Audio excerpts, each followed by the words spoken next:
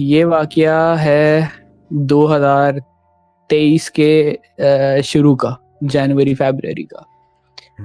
तो मैं एक ऑफिस में काम करता था, ये अल्लाह वाली चौरंगी के पास है, जो बहरिया टावर, उसके सामने ही ऑफिस है। तो सर्विस बेस्ड कंपनी थी ये। तो वहाँ मैं एज अ डेटाबेस इंजीनियर काम कर रहा था। तो हमारी जॉब की नेचर ऐसी थी कि हमें ऑन कॉल भी आ जाना पड़ता था, और कभी कभार ऐसा कोई टास्क आ जाता था जो लाइव इन्वायरमेंट में अटेम्प्ट करना होता था। तो हम कभी कभार रात 12-1 बजे 2 बजे भी निकलते थे ऑफिस से। तो एक दिन ऐसा हुआ कि ऐसे एक टास्क आया था मेरे पास, और हमारी टीम बैठी हुई थी डेटाबेस की। वो ऑलमोस्ट एंड हो रहा था, तो रात के तकरीबन 2 बज गए थे। तो मैंने बोला कि मैं निकलता हूँ, और मेरा उस वक्त बाइक नहीं थी।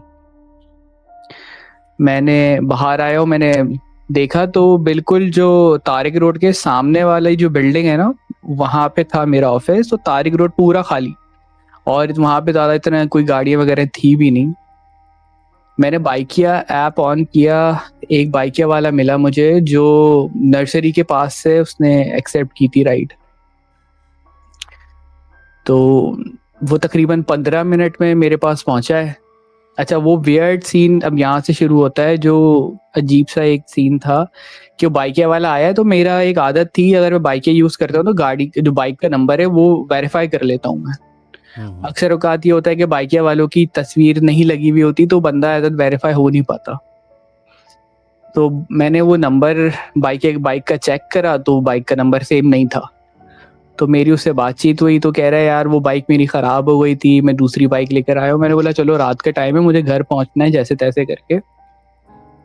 अच्छा, मैं उसकी जब बात कर रहा था उससे, तो मुझे एक बहुत वियर्ड फीलिंग आ रही थी उससे। उसने हेलमेट भी नहीं उतारा था अपना, वो शलवार कमीज में था बंदा, और उसके पास से बदबू आ रही थी।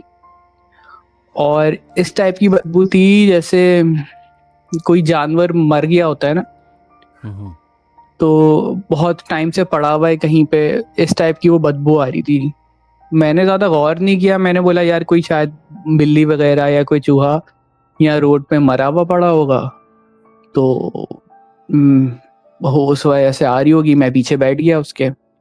अब मोस्टली जो रूट होता है वो होता है कश्मीर रोड से हम लोग पुल चढ़ते हैं, और पुल चढ़ के उतरते हैं अपनी पुरानी सब्जी मंडी की तरफ। पुरानी सब्जी मंडी वाले पे, और फिर वहां से सीधा चले आते हैं, या हम तारिक रोड से अंदर होके फिर वहां से सीधा लेते हैं पुल चढ़ने के लिए। उसने बोला यार मेरी ना यहाँ सामने जो कब्रिस्तान है, इसमें मेरी किसी जानने वाले की कब्र है, तो अब मुझे ना 5 मिनट दे दीजिएगा, मैं फातिहा पढ़ लूंगा। मैंने बोला ठीक है यार, कोई इतना इशू नहीं है, 5 मिनट में क्या होता है।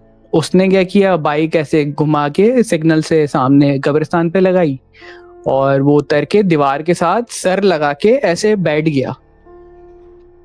तो मैंने कहा यार फातिहा पढ़ रहा होता तो थोड़ा सा अलग स्टाइल है फातिहा पढ़ने का ये। खैर वो उसने वगैरह जो भी किया वो स्टार्ट किया वापस। अब मैंने उसको बोला कि यार तुम नौरानी कबाब वाले से ले लो, वो थोड़ा सा वहाँ पे चहल पहल होती है थोड़ी बहुत, तो बेटर रहेगा। तो ले उसने वो इंसिस्ट किया नहीं है कश्मीर रोड वाला लेंगे, वो रोड सीधा है, हम निकल जाएंगे वहाँ से। मैंने कहा चलो ठीक है।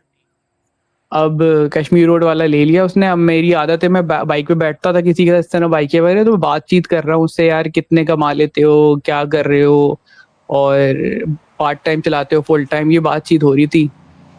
तो मैंने बोला चलो ठीक है। तो हम लोगों ने सीधा लिया वहां से। अब मैं से बातचीत कर रहा था ये, तो वो एक अजीब सी एक हरकत कर रहा था, मुझे अभी भी याद है। जैसे ठंड में एक झुरझुरी आती है ना जिसम में, वो बार बार इस तरह हिल रहा था, झुरझुरी आ रही है जैसे ना, हर 2-3 मिनट बाद 2-3 मिनट बाद। तो मुझे बोलता है कि यार आपको जिन भूतों पे यकीन है। मुझे समझ नहीं आया। मैंने बोला हाँ यार कुरान में है तो यकीन है।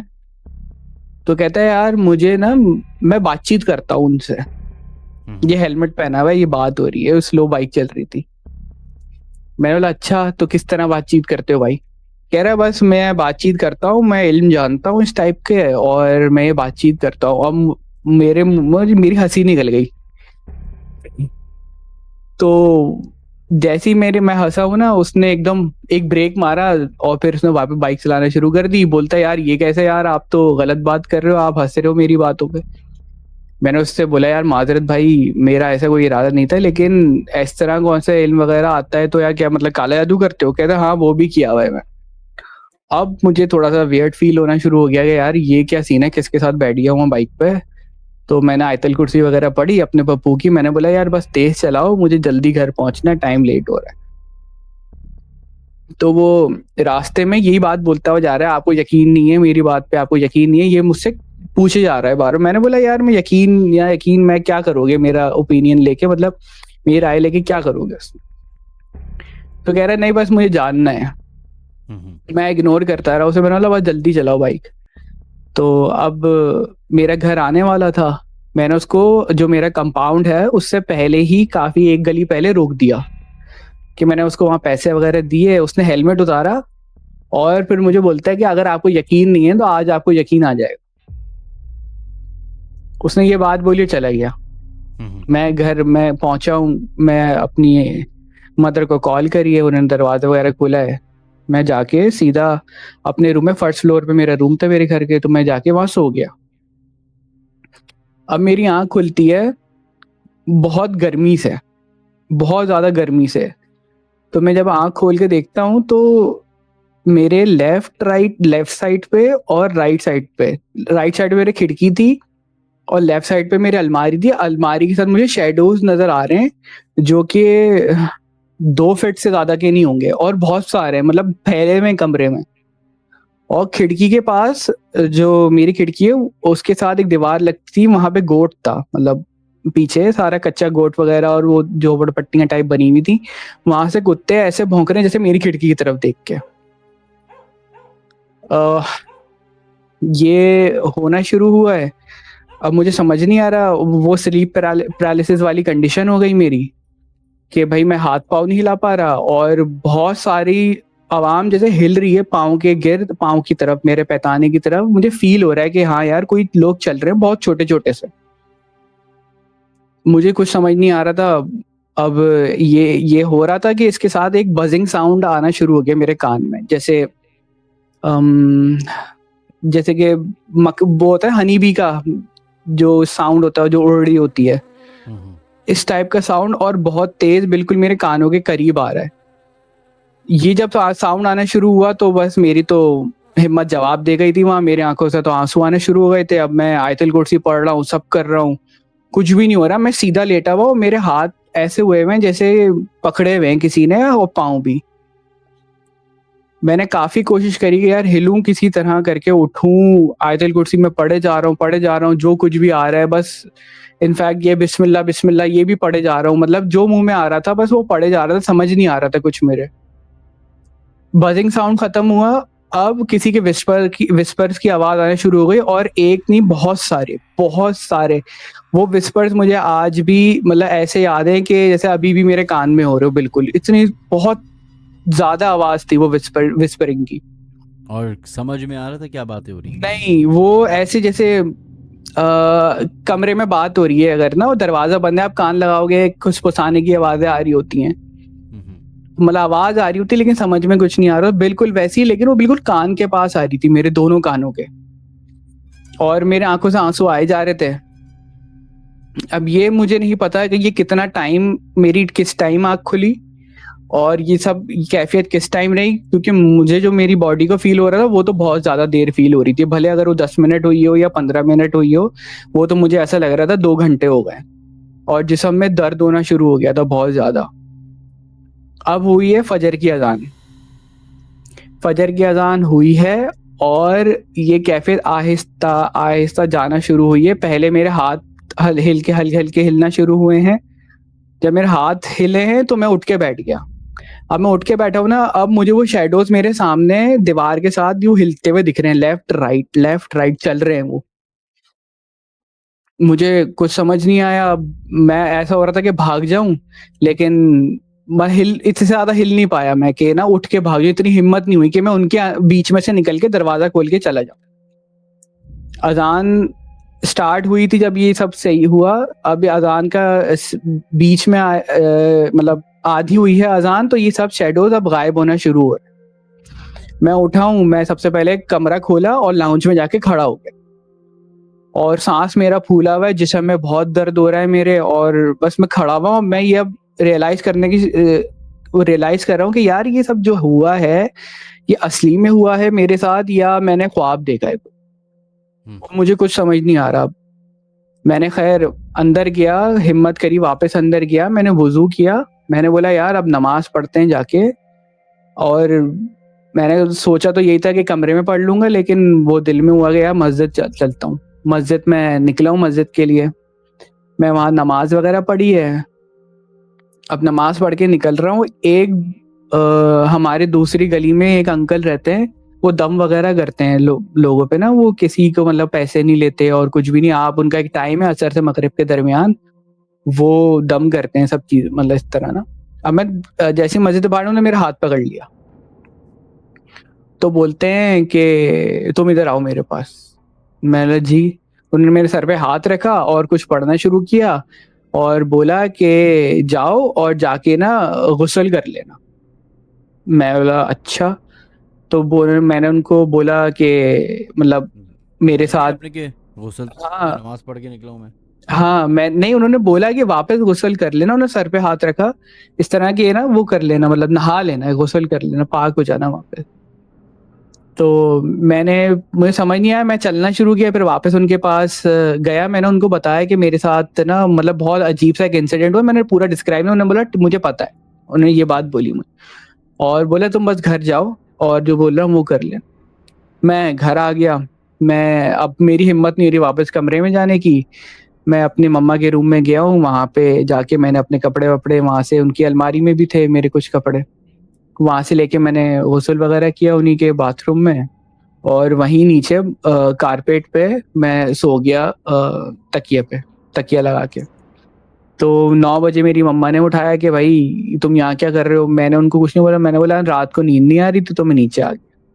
खैर ये जैसे तैसे गुजरा। अब मैं असर की नमाज पढ़ के वापस उनके पास गया, उनके घर, जो अंकल है।